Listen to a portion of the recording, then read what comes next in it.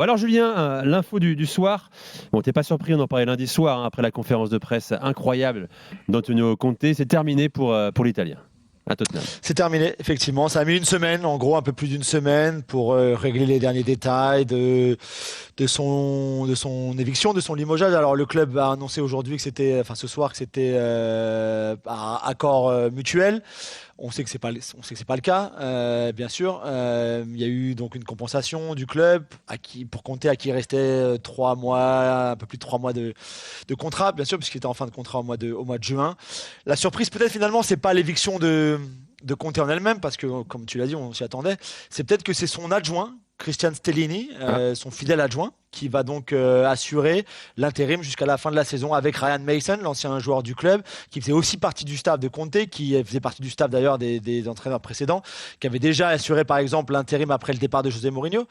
Mais on s'attendait plus à ce que ce soit Ryan Mason tout seul, plus que Christian Stellini abandonne entre guillemets un petit peu le binôme. Il n'avait pas été un Qui... peu intérimaire, Ryan Mason, avant Conte, non? Il n'avait pas fait une C'est ce qu'il semaine. vient de dire après Mourinho. ce que Ah, je viens de dire. excuse-moi, Julien. Ouais. Non, Ouais. Et puis Christian Stellini surtout avait assuré les quelques matchs lors de la maladie d'Antonio Conte quand il s'est fait opérer il y a quelques semaines de ça. C'était Stellini qui avait assuré donc en tant que numéro un, si vous voulez, les quelques matchs. Il avait fait les conférences de presse, il était sur le banc, Mason l'assistait, mais c'est vrai que c'était Stellini le numéro un.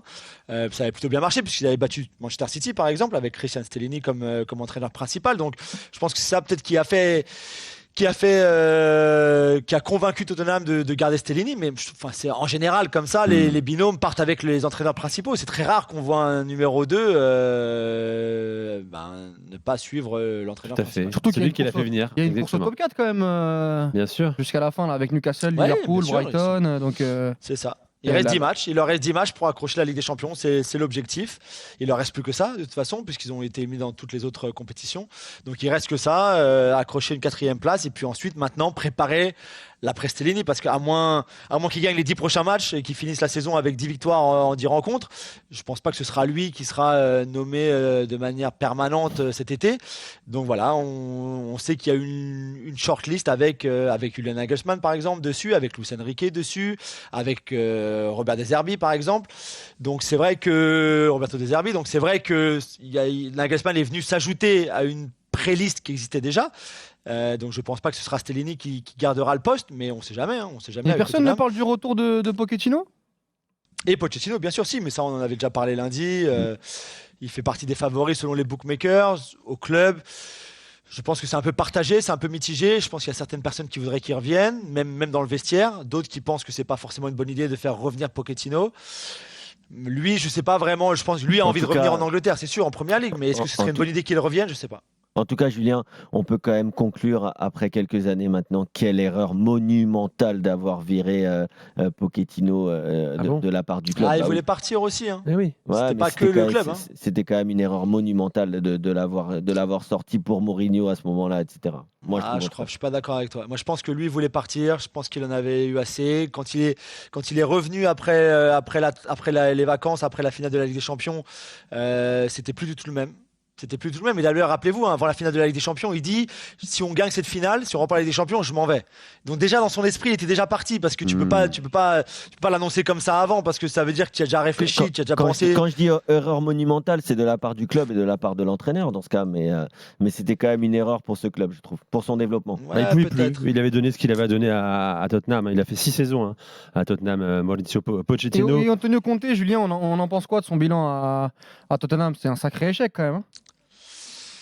Alors oui, ça dépend comment tu mesures l'échec, parce que la saison dernière, ils accrochent la Ligue des Champions, Ouais, ils font il y a ce quatrième, mano à mano ouais. avec Arsenal, ils doublent Arsenal, ce qui, pour les supporters, était encore mieux que finir juste 4e. Mais oui, tu as raison, c'est surtout sur ces saisons-là, parce que finalement, Ouais. si tu regardes, il a acheté 14 joueurs depuis qu'il est en poste, ils ont dépensé 150 millions d'euros. Donc il peut pas dire que le club l'a pas soutenu, Il y que avait le de club n'a l'ambition pas au début de investi. saison quand même, hein. Ouais, bien sûr. Tout le monde pensait qu'il allait, tu vois, construire sur la saison dernière, justement, sur ce qu'il avait atteint sur ce top 4 là.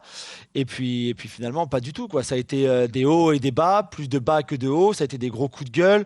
Ça a été des incompréhensions. Alors, on l'avait dit lundi un petit peu, mais c'est vrai qu'il a beaucoup souffert personnellement du décès de Ventrone, du décès Oui. de Mihalovic, du décès de Viali, bien sûr.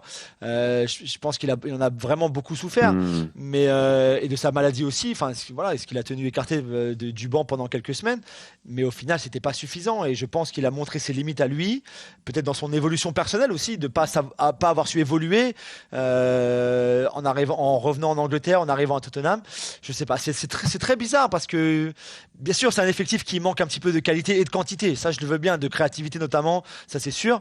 Mais c'est quand même un bon effectif, je pense. Il a quand même Harry Kane, il a quand même des super joueurs et ils auraient dû faire mieux que ce qu'ils ont fait Surtout pour quand l'instant, tu c'est vois sûr. que cette année, Liverpool est en dessous, qu'on Ouais, a Chelsea aussi. On a Chelsea, T'as donc il raison. y avait quand même Dingue, les de la gars. place. Mais Antonio Tout à Conte, fait. c'est un coach qui se rajoute à la liste potentielle d'un remplaçant à Christophe Galtier au Paris Saint-Germain. Ou ailleurs, hein. On parlait lundi Ou ailleurs. soir de la possibilité Inter pour Antonio Conte, peut-être. Bon, il y a du monde sur le marché. Nagelsmann est aussi là, tu l'as dit, dans la shortlist Mm. pour Luis Enrique, Tottenham. Zidane. Ouais, ça fait du On monde. va voir Klopp comment ça se termine. Peut-être bientôt Ancelotti, hein, s'il va au Brésil. Enfin, On Ancelotti, verra, peut-être qu'il va prendre le Brésil, mais bien sûr. il y a quand même Bon. pas mal de coachs sur le marché. En tout cas, Tottenham, oui, on l'a dit, 4e de Première Ligue, hein, mais avec 2 points d'avance sur Newcastle, qui a 2 matchs en moins sur Tottenham. Tottenham qui ira à Everton, enfin jouer Everton. Ce sera lundi 3 avril prochain, bien sûr. Merci Julien, excellent. Merci Un les mot de gars. l'Angleterre, Harry Kane qui a encore planté 2-0. Saka, purée, Saka. Saka, Ouais, encore. but de Saka, magnifique Oh Saka, là là, effectivement Bukayo. le petit prodige. Après, je me suis ennuyé, hein. Je vais pas vous le cacher, je me suis ennuyé. Je pense que on s'est tous ennuyés à regarder ce match. Mais À l'Angleterre part est quasiment les- qualifié, quoi, on peut le dire. Ouais. Oui, c'est ça. À part l'éclair Saka, effectivement, et puis encore un but pour Harry Kane qui jouait avec des chaussures spéciales après son record du match précédent contre l'Italie. Donc c'est bien pour Kane, c'est bien pour Saka. On a vu James Maddison que beaucoup voulaient voir dans cette équipe-là, même s'il a joué un petit peu hors de position. C'est Sylvain Ripoll anglais, hein, ça se réinvente pas. Mais on s'est un peu ennuyé, mais le plus important c'est de gagner.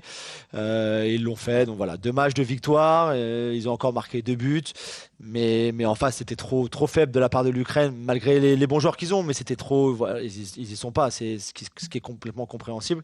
Et l'Angleterre était trop forte finalement, même si elle a finalement pas dépassé la deuxième vitesse, quoi. Merci Julien, à très vite dans l'after. Merci, Julien. C'est excellent. Salut, Fin de Julien. soirée, fin de dimanche soir à toi les gars. Donc, je le disais tout à l'heure, l'Italie s'est imposée 2-0 à Malte. Encore un but de Matteo Retegui, l'homme qui ne savait pas il y a un mois qu'il était italien. Appelé par Roberto Mancini, arrière-grand-père italien, il Non. arrive, il parle pas la langue. L'homme que je ne connaissais pas il y a encore 3 jours. Pareil, il marque 2 buts. L'Italie s'impose 2-0. Verratti a joué une grosse demi-heure. Et puis le Portugal, je vous le disais, avec un doublé de Ronaldo, avec un excellent Bernardo Silva. Passeur, buteur, victoire face au Luxembourg, dans un stade qui était portugais. Sur les buts de Ronaldo, c'était Sioux général. Grosse communauté portugaise. 16% de la population du Luxembourg est portugaise. Ah, je savais pas. C'est énorme. 100 000 Portugais au Luxembourg.